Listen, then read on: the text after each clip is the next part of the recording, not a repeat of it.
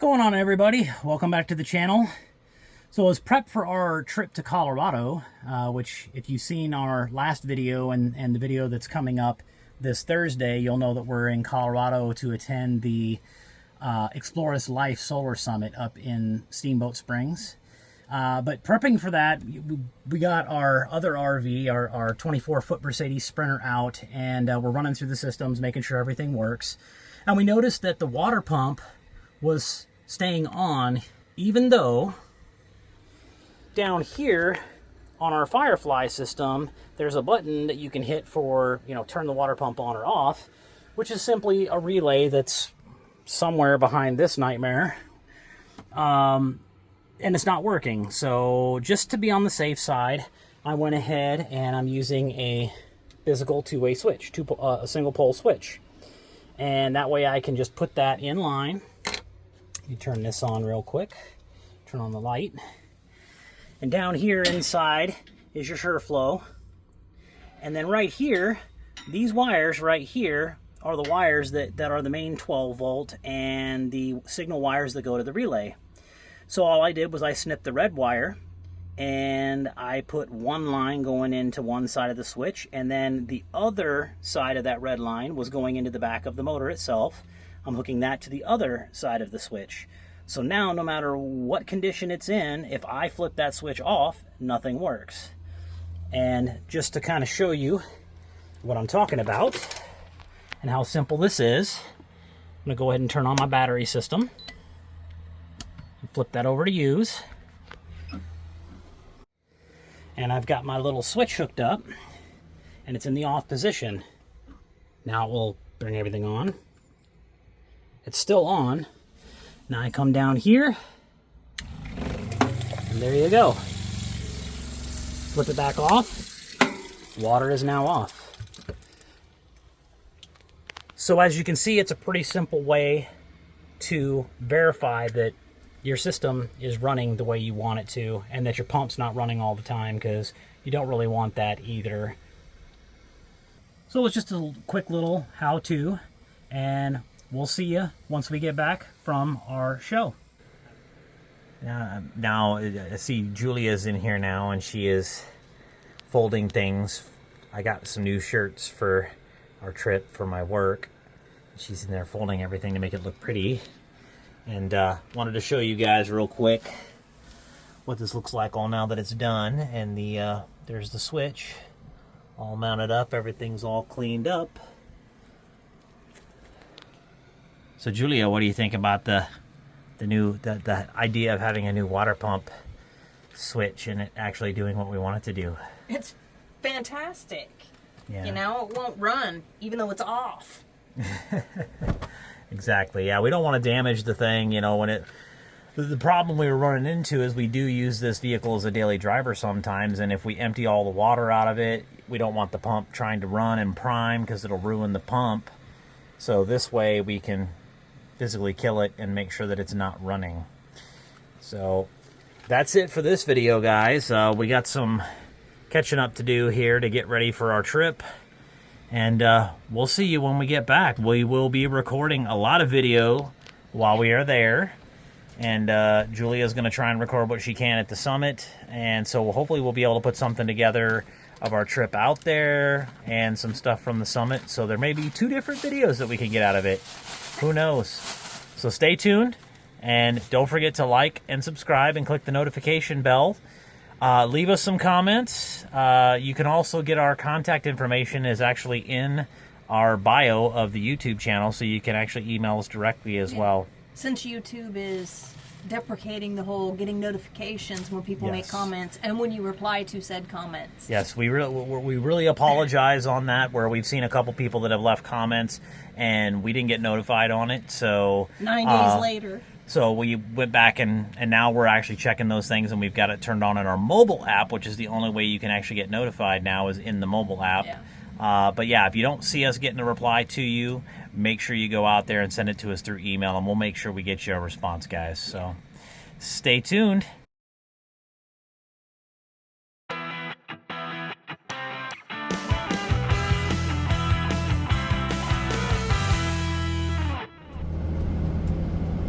Time.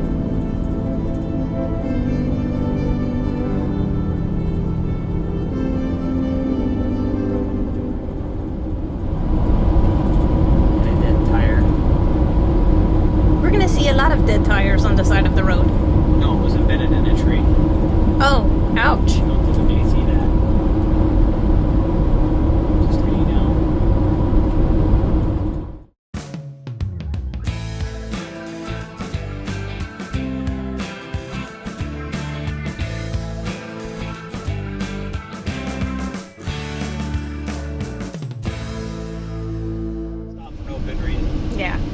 Ooh, ooh, ooh. I love it when people do that. We used to do it all the time. Yes, yes, we did.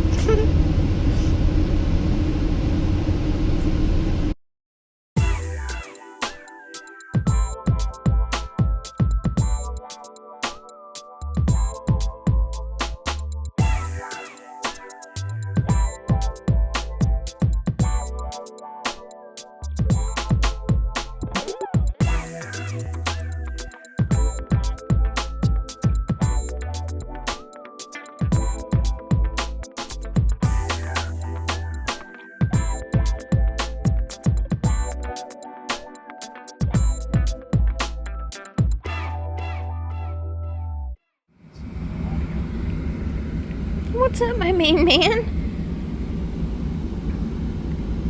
Doesn't look the same.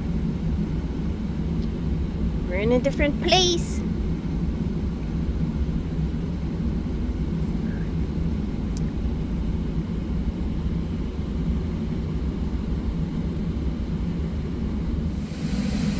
Just a little impromptu fix.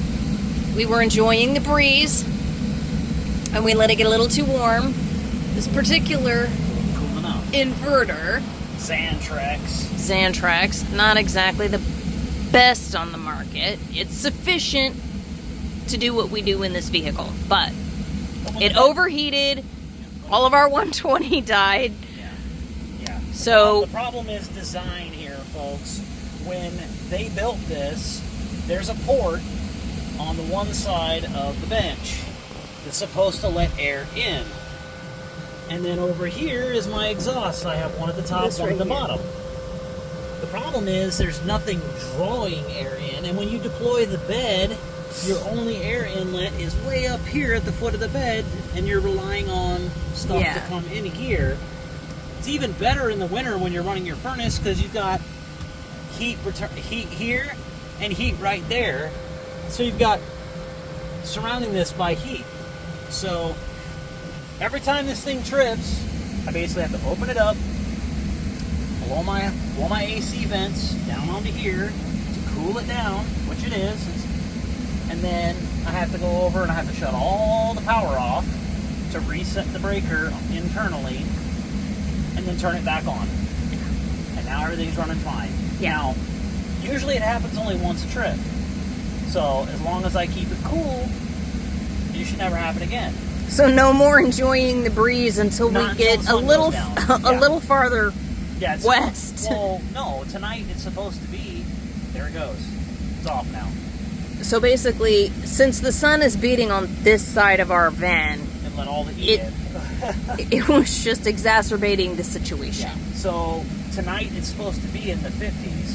So it'll be down in the 70s here shortly, and then we'll be able to open up our stuff and everything should be fine. Yeah. I should not have shut this AC off. I should have left the fan running to leave it circulating a little bit longer. Yeah. But now that it's done, I can just Fix the bed since I didn't again. put shocks in, I just put a hinge in. That didn't come from the factory. I had to do that. Yeah, it was Because I've had to screwed do that down. now 3 times. So I figured I might as well put a hinge in. So now it's fine. So I can put it all back together and I can lay back down on the bed. Yes. Don't judge me.